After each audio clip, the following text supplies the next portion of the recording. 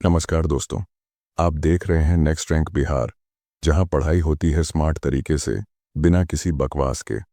आज लाए हैं इंडियन पॉलिटी से जुड़े 100 बेहद ज़रूरी सवाल जो सीधा आपकी बिहार पुलिस और अन्य प्रतियोगी परीक्षाओं में पूछे जा सकते हैं। तो बिना टाइम खराब किए चलिए शुरू करते हैं आज का महामैराथन। तो पहला सवाल है, भारत का संविधान कब अपनाया गया था? 26 नवंबर 1949। अगला प्रश्न है, भारत का संविधान कब लागू हुआ था? 26 जनवरी 1950। अगला प्रश्न है, भारतीय संविधान की प्रस्तावना में धर्मनिरपेक्ष और समाजवादी शब्द किस संशोधन द्वारा जोड़े गए थे? 42वां संशोधन। अगला प्रश्न है, भारतीय संविधान में मौलिक अधिकार किस देश के संविधान से प्रेरित हैं?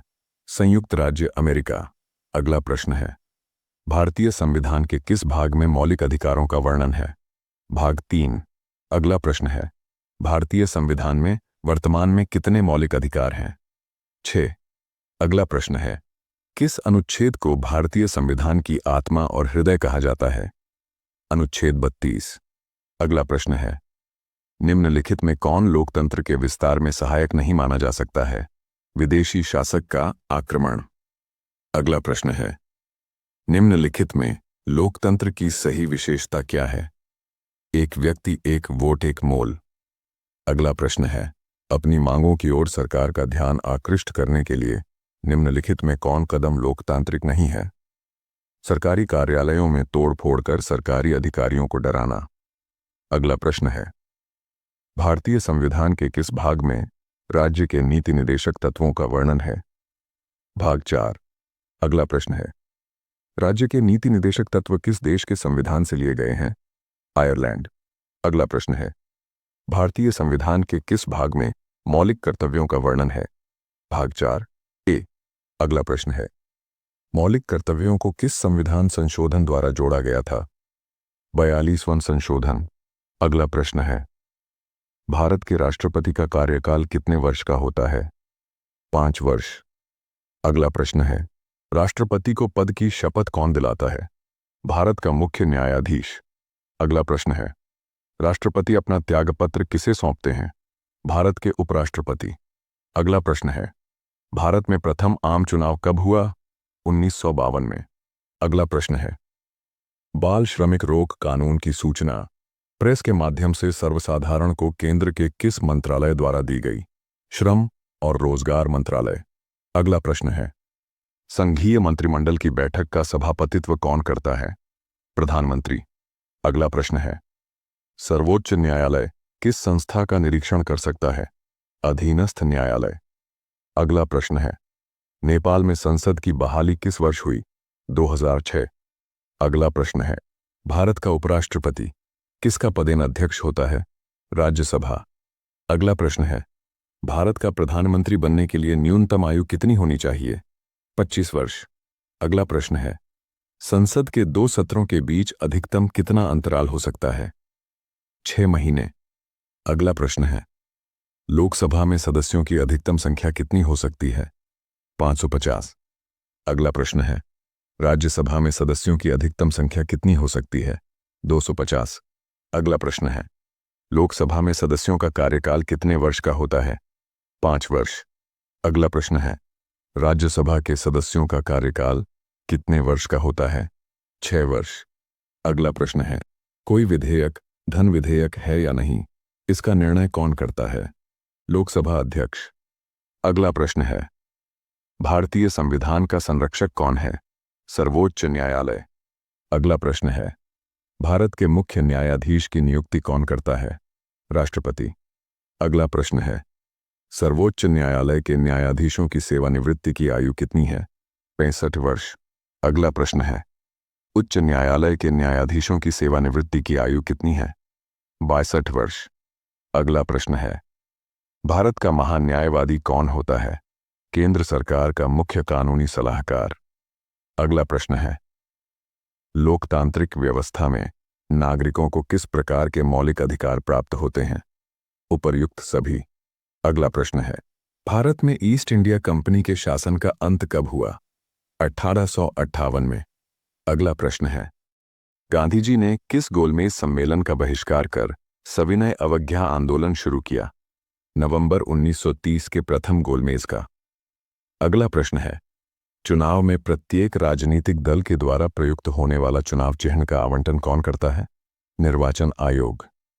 अगला प्रश्न है, संघात्मक व्यवस्था किसे कहते हैं? संसद। अगला प्रश्न है, लोकसभा अध्यक्ष स्पीकर का चयन कैसे होता है? लोकसभा के सदस्यों द्वारा।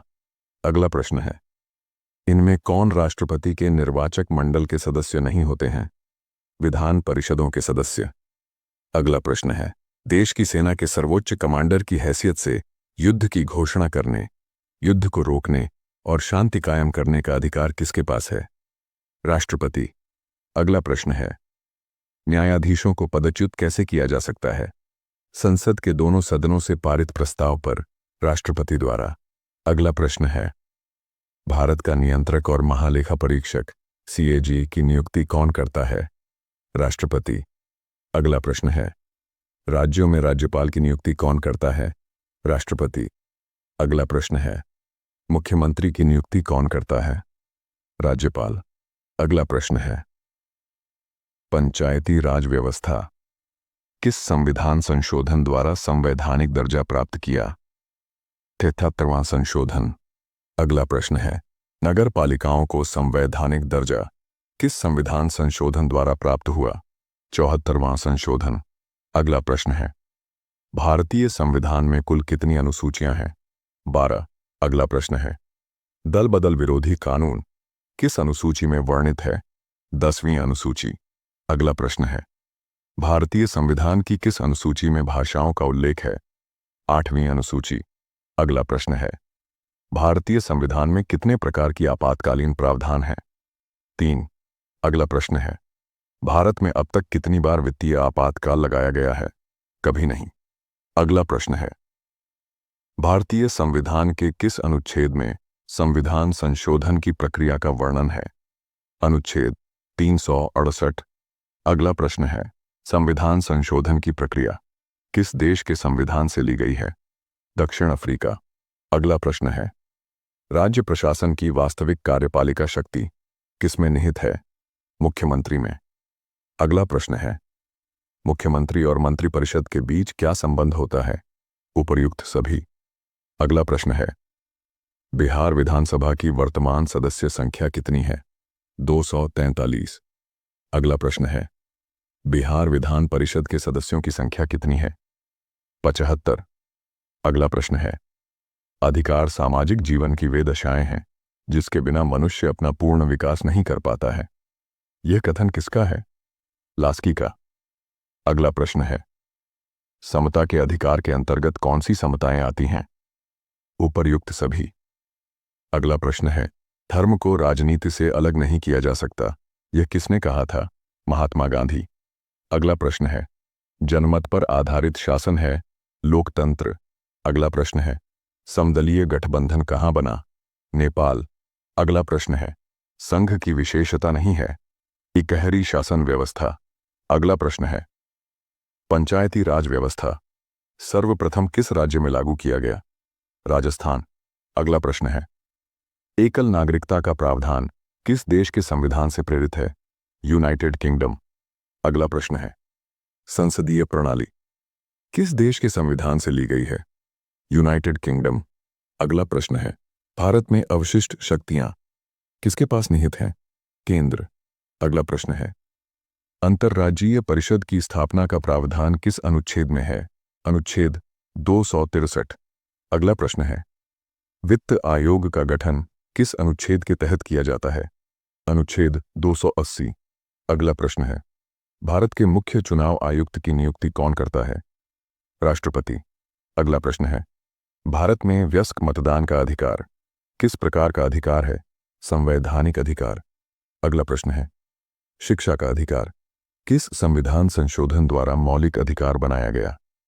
86वां संशोधन। अगला प्रश्न है, भारतीय संविधान की किस अनुसूची में केंद्र और राज्यों के बीच शक्तियों के विभाजन का उल्लेख है? 7वीं अनुसूची। अगला प्रश्न है, भारतीय संघ में एक नए राज्य के प्रवेश या स्थापना की शक्ति किसमें निहित है? संसद।